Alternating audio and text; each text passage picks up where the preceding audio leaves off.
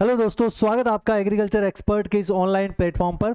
और आज मैं आप सभी के सामने लेकर आया हूं बिहार विभाग के द्वारा एक नई वैकेंसी जारी की गई है, उसके बारे में डिटेल्ड नोटिफिकेशन आज के इस वीडियो के अंदर हम डिस्कस करने वाले हैं।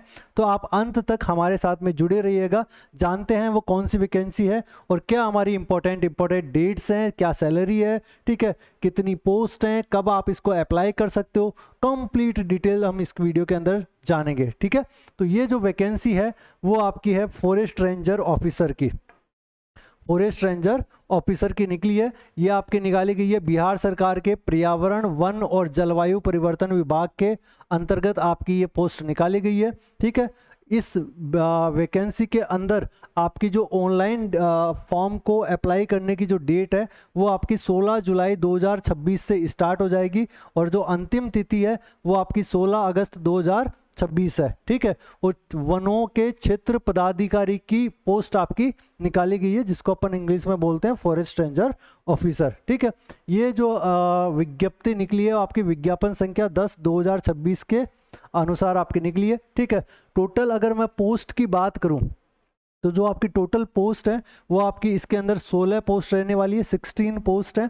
और अगर वेतनमान की मैं बात करूं तो पे लेवल आपका 6 रहेगा इसके अंदर। तो कितना रहेगा, 35,400 रुपये से लेकर के 1,12,400 रुपये इसके अंदर आपका मंथली सैलरी रहने वाला है। ठीक है, और पोस्ट का नाम वन क्षेत्र पदाधिकारी है, फॉरेस्ट रेंजर ऑफिसर है। ठीक है, और इसके अंदर और क्या आपकी, और आप सभी को पता है इसका जो फॉर्म है वो आपका ऑनलाइन भरा जाएगा। ठीक है, और क्या क्या हमारे लिए जो महत्वपूर्ण जानकारी है वो रहेगी वो हम डिस्कस कर लेते हैं। आगे चलते हैं, इसके अंदर कुछ भी नहीं है। अब आ जाओ आवेदन के लिए पात्रता।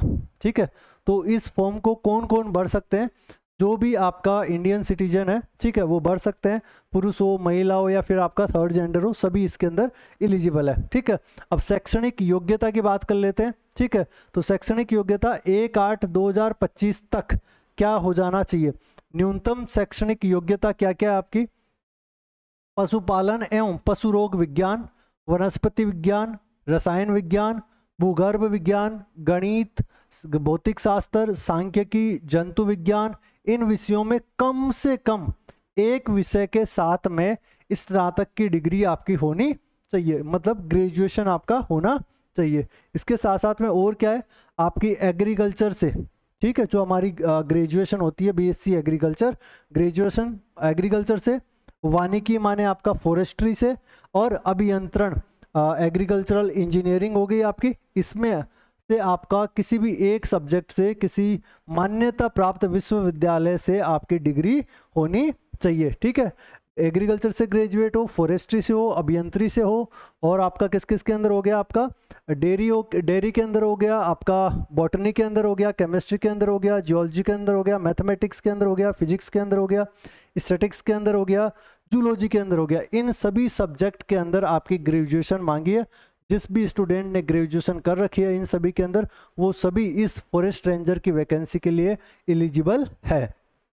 अब बात कर लेते हैं एज की। ठीक है, तो जो एज की जो गणना की जाएगी, कैलकुलेशन की जाएगी, वो की जाएगी आपकी 1/8/2025 से। ठीक है, 1/8/2025 तक आपकी एज इतनी हो जानी चाहिए। कितनी, वो कैटेगरी वाइज आपकी दे रखी है। ठीक है, तो अगर मैं बात करूं यूआर कैटेगरी वाले लोगों की, ठीक है, तो यूआर कैटेगरी के अंदर पुरुषों के लिए जो न्यूनतम एज है, कब तक, 1/8/2025, 1 अगस्त 2025 तक आप 21 साल के हो जाएं, या फिर मैक्सिमम एज आपकी कितनी रहेगी, 37 साल रहेगी पुरुषों के लिए। ठीक है, महिलाओं के लिए मिनिमम एज आपकी 21 है, मैक्सिमम एज आपकी कितनी रहेगी, 40 रहेगी यूआर कैटेगरी के लिए। फिर उसके बाद में अगर मैं बात करूं पिछड़ा वर्ग के लिए, अत्यंत पिछड़ा वर्ग के लिए, ठीक है, तो पुरुष और महिलाओं और थर्ड जेंडर अभ्यर्थियों के लिए न्यूनतम आयु जो है वो आपकी 21 वर्ष और अधिकतम आपकी हो जाएगी 40 साल।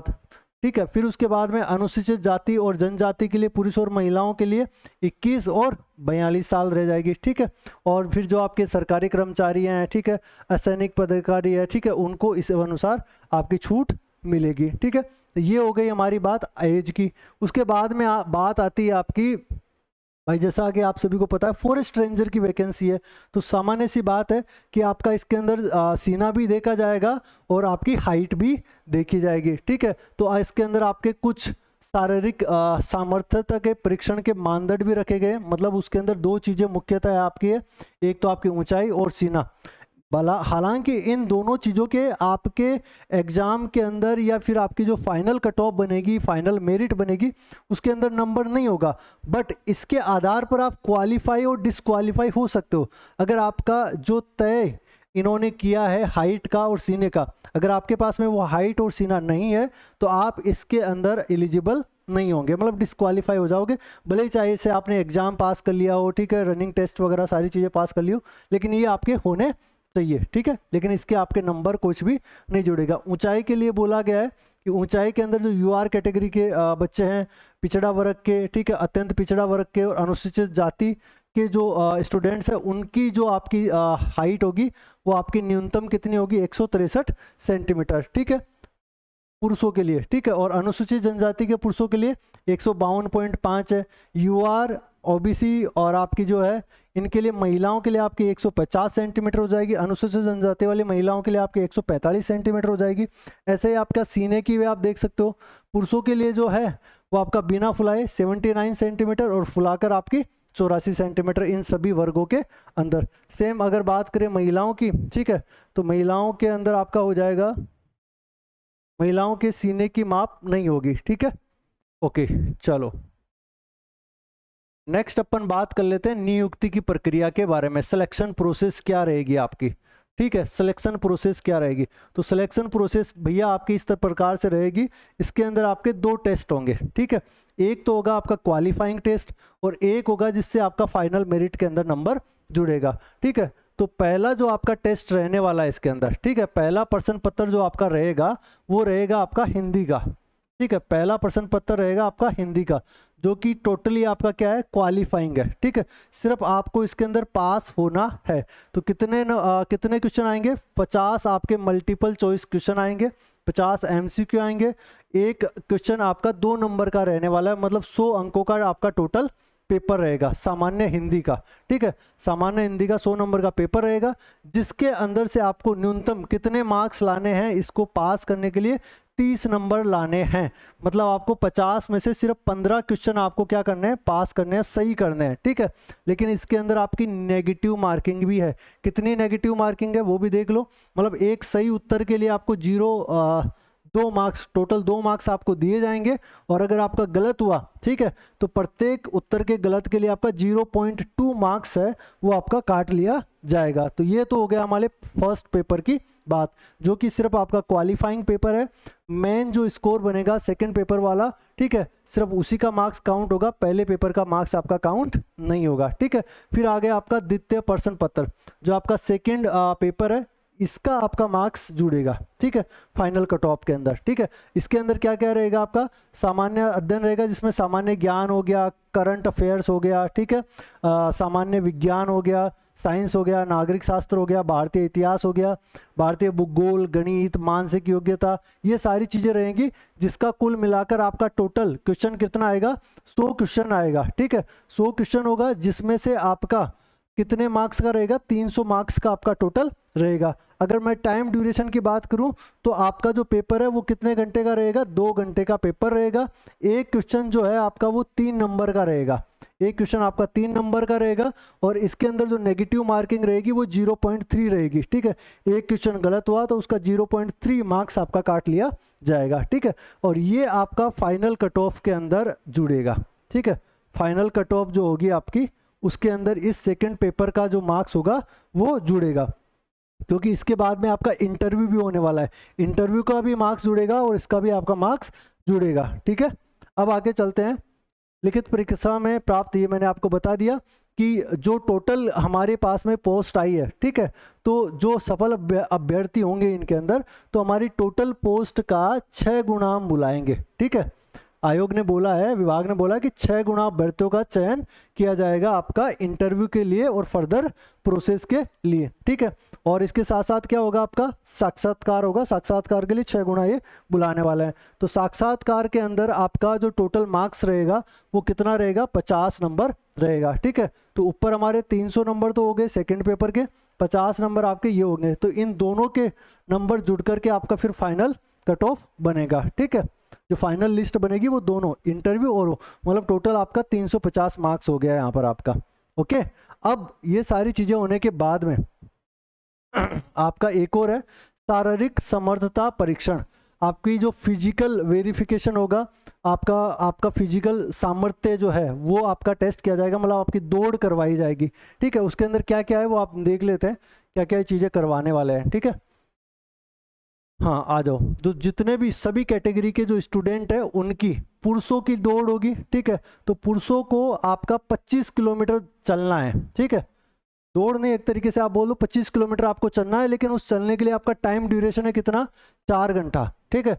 4 घंटे के अंदर आपको 25 किलोमीटर चलना ही चलना है। अगर आप इससे कम या फिर आपने इससे ज़्यादा टाइम ले लिया, सपोज करो 25 किलोमीटर चलने में आपने 4.5 घंटे ले लिए, तो आप इस वैकेंसी से डिस्क्वालीफाई हो जाओगे, चाहे से आपने ऊपर क्वालिफाई किया हो, ठीक है। सेम ऐसा ही महिलाओं के लिए है, ठीक है। तो महिलाओं के लिए कितना होगा, वही 4 घंटे के अंदर इनको 14 किलोमीटर आपका चलना। देखो यहाँ पर साफ साफ लिखा है, अधिक समय लेने वाले अभ्यर्थी असफल घोषित हो जाएंगे, ठीक है। तो 4 घंटा 5 मिनट भी होगी तो आप उसके अंदर असफल हो जाओगे। मिनिमम 4 घंटे के अंदर अंदर आपको ये खत्म करना है, ठीक है। और उसके बाद में जो होगा आपका चिकित्सकीय परीक्षण होगा, ठीक है।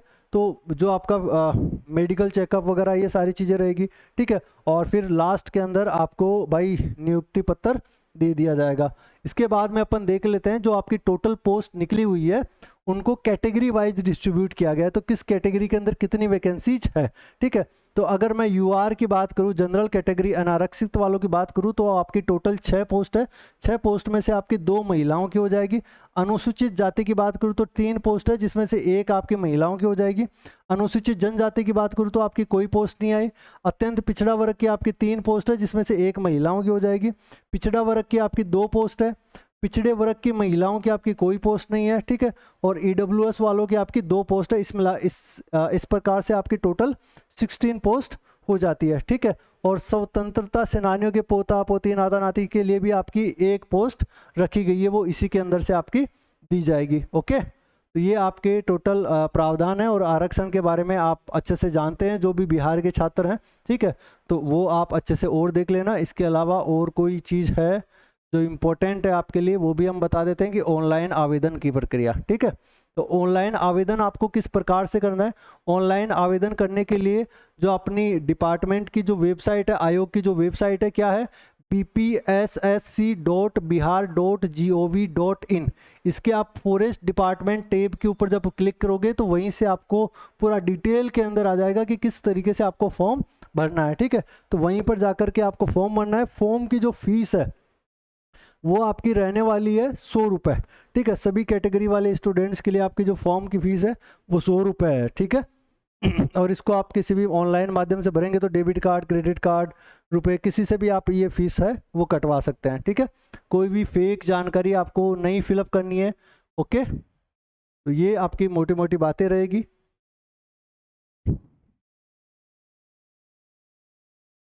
ये हो गई सारा, चलो। और लास्ट में ये भी लिखा हुआ है कि चयन प्रक्रिया पूर्ण होने में सामान्यतः 6 महीने का समय लग सकता है, ठीक है। तो 6 महीने के अंदर आपकी कंप्लीट प्रोसेस होने का इन्होंने टाइमलाइन भी दिया है। देखो वो कितने दिन के अंदर करवाते हैं। तो जो भी बच्चे इसके लिए तैयारी करना चाहते हैं वो अभी से लग जाएं, ठीक है। हिंदी का पेपर है और आपका जीके जीएस वगैरह का पेपर है। और एग्रीकल्चर का मतलब सब्जेक्ट का, आपके सब्जेक्ट का कोई भी क्वेश्चन इसके अंदर आएगा नहीं, ठीक है। तो जनरल पेपर है और अगर आप तैयारी करना चाहते हैं तो स्टार्ट कर दीजिए इसकी तैयारी, ठीक है। और इसके साथ साथ में ही अगर आपका सबसे पहले तो आप अपनी हाइट और अपना सीने ये दोनों चेक कर लीजिएगा। अगर ये हैं तो आप तैयारी करिएगा, ऐसे अंधाधुंध आप तैयारी करना स्टार्ट मत कर दीजिएगा, क्योंकि फिर आपको बाद में पता चले कि ये तो मेरे पास है ही नहीं तो मैं इसके लिए तैयारी करने लग जाऊं, ठीक है। तो उस तरीके से आपको तैयारी नहीं करनी है। दूसरी बात, अगर आपका पास में ये सारी क्वालिफिकेशन आप रखते हैं, आपका शरीर भी है, ठीक है, तो आप दौड़ना वगैरह स्टार्ट कर दीजिए थोड़ा सा। देखिए जितना मतलब दौड़ेंगे आप, ठीक है, तो आपको वहाँ पर बेनिफिट देगा। अदरवाइज आप उसके अंदर 4 घंटे की वो रेस जो है अगर आप कंप्लीट नहीं कर पाए तो आप ऑटोमेटिकली वहाँ से भी आप डिस्क्वालीफाई हो सकते हो, भले ही चाहे से आपने पेपर पास कर लिया हो, इंटरव्यू पास कर लिया हो, ठीक है। तो ये आपका आज की नोटिफिकेशन था। कैसा लगा आपको हमारे द्वारा दी गई साझा जानकारी? तो अपने दोस्तों के साथ में ज़रूर इसको शेयर करें। Thank you so much.